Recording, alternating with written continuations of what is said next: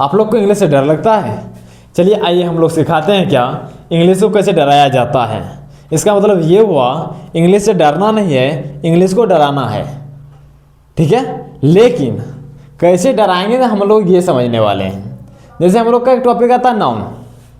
Noun किसे कहते हैं ये सबको पता होगा। किसी व्यक्ति, स्थान, दिन, महीना या किसी भी चीज़ के नाम को, किसी भी वस्तु हो या कोई भी चीज़ हो, ठीक है, इसके नाम को क्या कहते हैं? नाउन कहते हैं, यानी संज्ञा कहते हैं। यानी हम लोग का यहाँ पर लिखा हुआ क्या? नाउन यानी संज्ञा। क्या लिखा हुआ? संज्ञा। पहली बात, संज्ञा कहते किसको है ये समझ गए। A noun is the name of person, place और थिंग, ठीक है। अब इसको हम लोग एग्जाम्पल से समझेंगे। जैसे राम विद्यालय गया। जैसे यहाँ पर नाम क्या है? नाम है, नेम, ठीक है। ये हमारा यहाँ पर स्थान भी आ रहा है। विद्यालय एक स्थान है, विद्यालय एक क्या है? स्थान है, ठीक है, जहाँ हम लोग सभी लोग पढ़ने के लिए जाते हैं। यानी यहाँ पर हम लोग समझना ये था नाम, ठीक है, यानी राम, ठीक है, ये हमारा नाउन है। अगला इसी प्रकार क्वेश्चन है, राम एक अच्छा लड़का है। राम एक अच्छा लड़का है। इसका हम लोग ट्रांसलेशन क्या कहते हैं? जैसे राम का राम अंतिम में है तो इजली आएगा is. Ram is a good, क्या? गुड। और लड़का क्या होता है? बॉय। समझना ये था, यानी हमारा यहाँ पर नाम है, इसलिए हम लोग का ये राम जो है नाउन का काम कर रहा है। और अब हम लोग पढ़ने वाले हैं क्या? नाउन के प्रकार। नाउन के प्रकार, जैसे हमारा ये नाउन हुआ, नाउन ये हमारा दो प्रकार का होता है। कितना प्रकार का होता है? दो प्रकार का होता है। पहला होता है countable noun,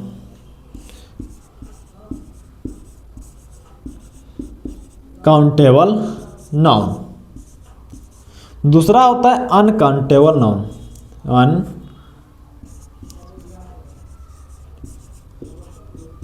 uncountable noun. Countable noun सीधा समझिएगा, काउंटेबल नाउन मतलब हुआ हम जिसको काउंट कर सकते हैं।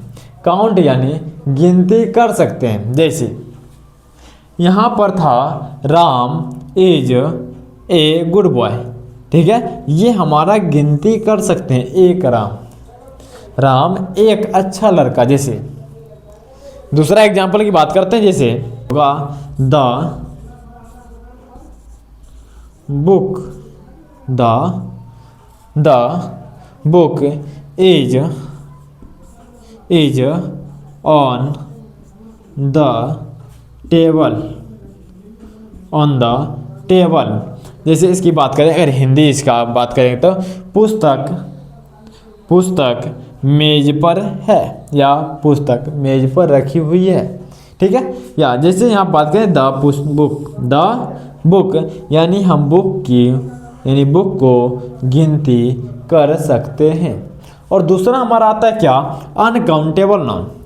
इसको हम लोग गिनती नहीं कर सकते। अन यानी बिना गिनती का, ठीक है, बिना गिनती किए हुए अगर नाउन को अगर परिभाषित करना हो तो क्या करेंगे?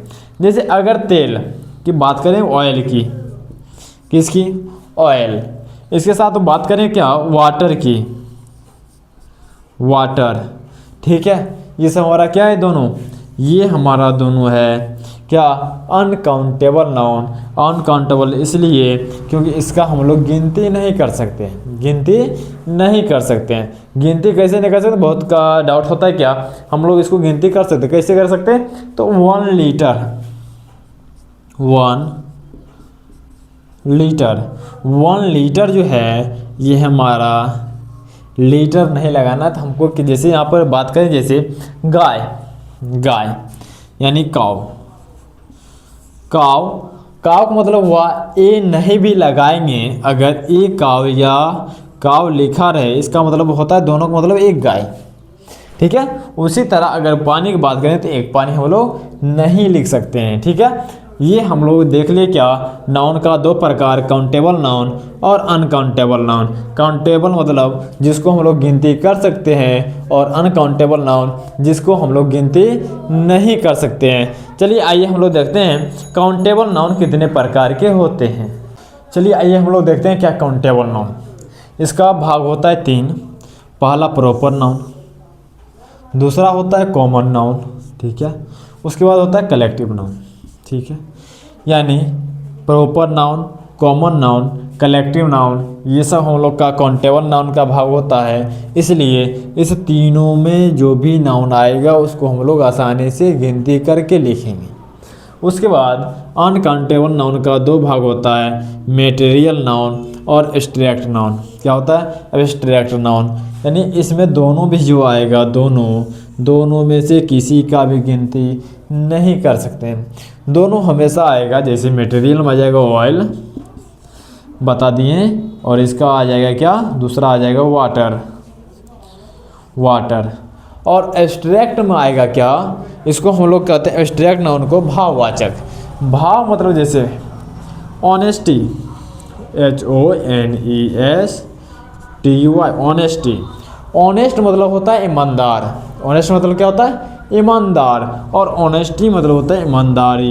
ईमानदारी किसी के सामने प्रकट कर सकते हैं, कैसे, वो भी दिखाकर। लेकिन जो ईमानदारी होता है खुद के अंदर होता है, वो कहीं दिखता नहीं है, ठीक है। ईमानदारी अपने अंदर रहता है, इसको कहीं पर दिखाने की जरूरत नहीं पड़ती है।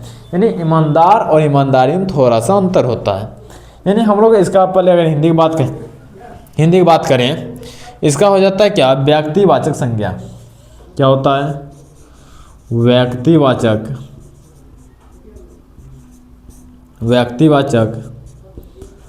संज्ञा।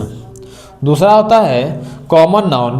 कॉमन नाउन मतलब होता है क्या, जातिवाचक संज्ञा, जातिवाचक संज्ञा। और कलेक्टिव मतलब होता है समूहवाचक संज्ञा। क्या होता है, समूहवाचक संज्ञा।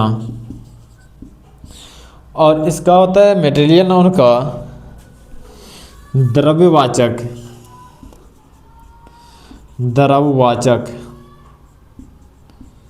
संज्ञा। और एब्स्ट्रैक्ट मतलब होता है क्या, भाववाचक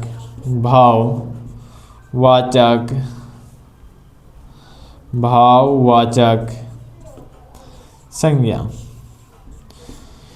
अब हम लोग को पता चल गया क्या, एक्यूरेट अगर बात करें नाउन का कितना प्रकार होता है, ये हमारा 5 हो जाता है। व्यक्तिवाचक, ये हो जाएगा दूसरा जातिवाचक, तीसरा हो जाएगा समूहवाचक, चौथा हम लोग लिख सकते हैं द्रव्यवाचक, और 5वां हो जाएगा भाववाचक।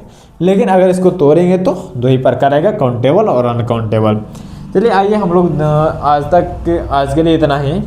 फिर आगे हम लोग पढ़ेंगे क्या, व्यक्तिवाचक संज्ञा किसे कहते हैं, जातिवाचक संज्ञा किसे कहते हैं, उसके बाद समूहवाचक संज्ञा किसे कहते हैं, उसके बाद द्रव्यवाचक संज्ञा किसे कहते हैं, उसके बाद भाववाचक संज्ञा किसे कहते हैं।